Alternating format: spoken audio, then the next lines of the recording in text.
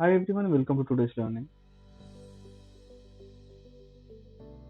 Today we are going to talk about another important machine learning model, that is logistic regression. In this video, we are mainly going to talk about what is logistic regression and what are the types of logistic regression and how actually it works, and then what are the assumptions of logistic regression.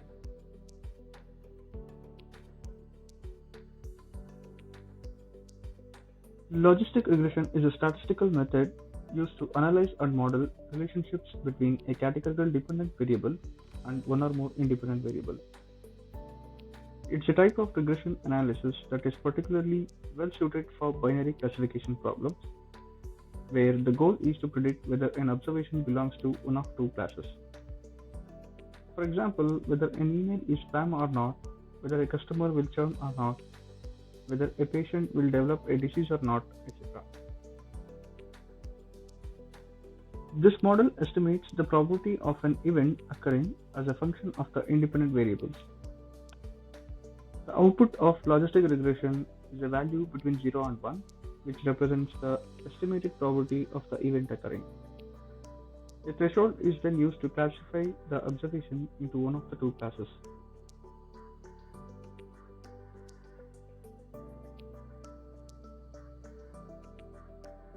The equation shown in the slide is the sigmoid function, which produces an S-shaped curve. It always returns a probability value between 0 and 1.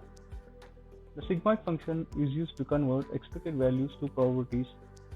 The function converts any real number into a number between 0 and 1.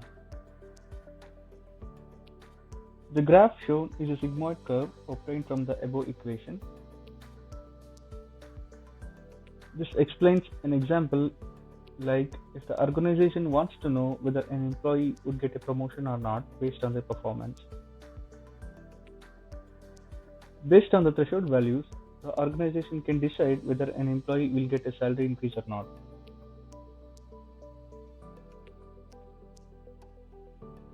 Next, we will see what are the different types of logistic regression we have.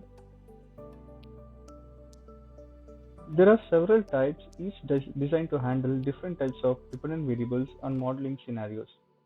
Some of the most common types of logistic regression are binary logistic regression, multinomial logistic regression, and ordinal logistic regression. Binary is the most basic type of logistic regression where the dependent variable is binary and there is only one independent variable. Multinomial is used when the dependent variable has more than two categories but they are not ordered. For example, predicting the type of flower species based on its petal and sepal dimensions. And ordinal is used when the dependent variable has more than two categories and they are ordered.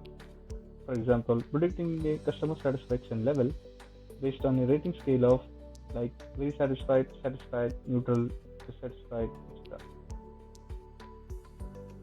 We have other types which are not commonly used like conditional logistic regression, generalized logistic regression, and Bayesian logistic regression.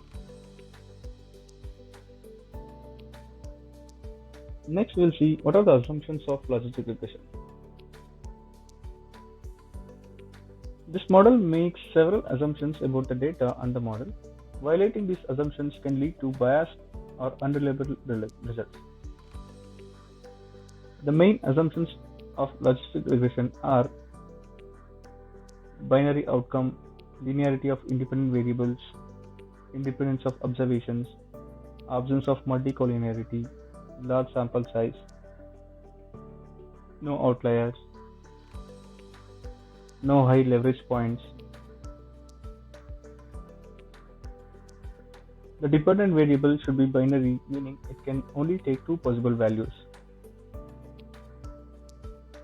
Linearity of independent variables means the relationship between the independent variables and the log odds of the outcome should be linear. This means that the effect of an independent variable on the outcome is constant across different levels of variable. Independence of observations in the dataset should be independent of each other. This means that the outcome of one observation should not be related to the outcome of another observation.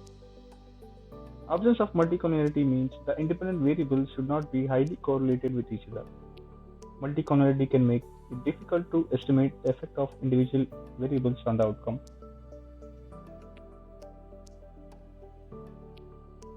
Logistic regression performs well when the sample size is large. The rule of thumb is that there should be at least 10 events per independent variable, and outliers can have a large influence on the estimated coefficients and can lead to biased results. It's important to identify and address outliers before fitting the model. High leverage points are observations that have an unusual combination of predictor variables and can also have a large influence on the estimated coefficients. So it is important to identify and address high leverage points before fitting the model.